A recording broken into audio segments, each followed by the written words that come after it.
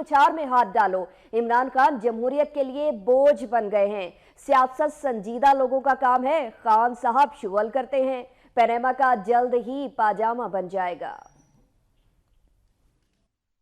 صوابی میں مسلم لیگ نون کے جلسے میں خواجہ سعد رفیق نے عمران خان کو خوب آڑے ہاتھوں لیا۔ وفاقی وزیر ریلوے کا کہنا تھا کہ عمران خان کو کس نے کہا تھا کہ شیر کی کچھار میں ہاتھ ڈالو۔ عمران خان جمہوریت کے لیے بوجھ بن گئے۔ پاکستانی سیاست کا زمانہ جاہلیت گزر چکا، اب تبدیلی ڈنڈے یا دھرنے سے نہیں بلکہ ووٹ سے آئے گی۔ پیناما کا جلد ہی پاجامہ بن جائے گا۔ خواجہ سعد رفیق نے عمران خان کو مخاطب کرتے ہوئے کہا کہ سیاست سنجیدہ لوگوں کا کام ہے، آپ جو کھیل کھیل رہے تھے کھیلتے رہتے۔ خان صاحب آپ سیاست نہیں شغل کرتے ہیں، جب موٹر وے بنتی ہے تو آپ کے پیٹ میں درد کیوں اٹھتا ہے؟ وفاقی وزیر ریلوے کا کہنا تھا کہ کے پی کے عوام نون لیگ کو ووٹ دیں، نواز شریف صوبے کی قسمت بدل دیں گے۔ نواز شریف ملک میں سی پیک منصوبہ لائے۔ چین نے نواز شریف سے کہا کہ پچھلوں پر اعتبار نہیں تھا، آپ پر اعتبار ہے۔